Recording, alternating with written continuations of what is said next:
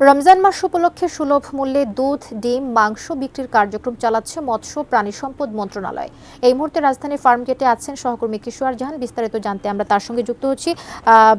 কিশোর, বিক্রয় কার্যক্রমের এখনকার কি খবর দেখছেন এবং পণ্য ক্রয়ে সাধারণ মানুষের ভিড় কেমন হচ্ছে সেখানে?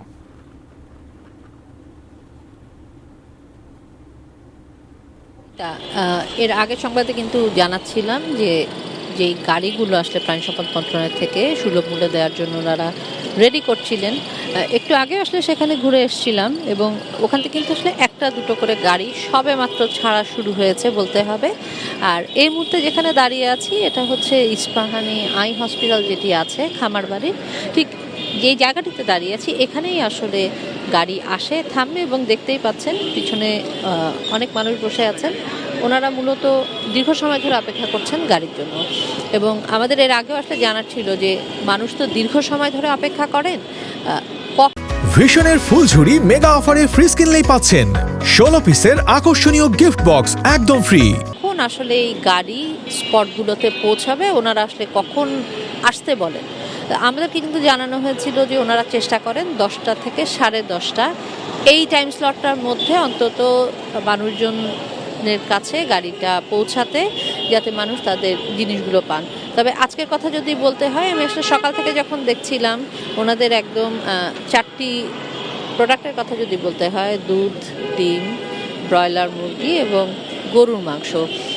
সকালে কিন্তু আমি দেখছিলাম যে দুধ, ডিম এবং ব্রয়লার মুরগি এসছে, গরুর মাংসটা আসতে কিছুটা সময় নিচ্ছিল। ওনারাও আমাদের কাছে স্বীকার করেছেন, বলছিলেন যে সেটা আসা মাত্রই আসলে ওনারা 25টি গাড়িতে ভাগাভাগি করে তুলে দিবেন এবং তারপরেই আসলে গাড়িগুলো স্পটে আসবেন। আর 25টি স্পটের কথা যে বলা হচ্ছে, 25টি স্পটের জন্য আসলে 25টি গাড়ি কিন্তু আমরা খামারবাড়িতে দেখেছি, ওনারা সেভাবেই তৈরি করেছেন। আর সব মিলিয়ে আসলে জানারও ছিল যে কতগুলো পরিবার আসলে এই সুবিধাটা পাবেন।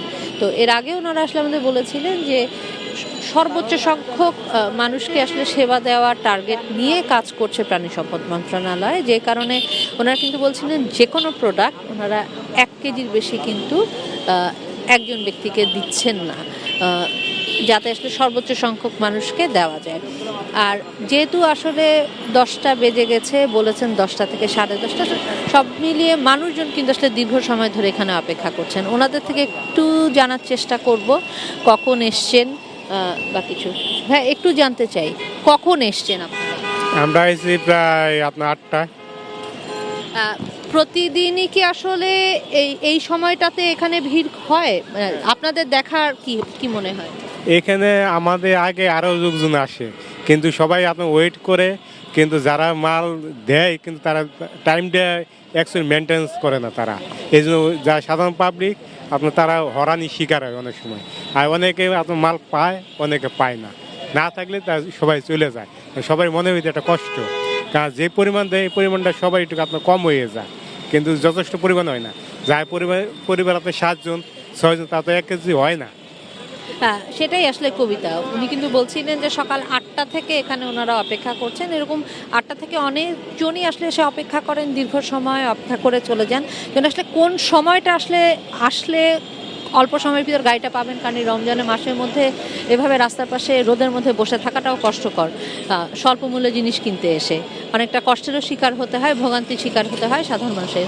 তাই ওনাদের প্রত্যাশা অন্তত কোন সময়টা গাড়ি আসবে সেটা যেন সঠিক সময়ে ওনাদেরকে একটু জানানো হয়। কবিতা।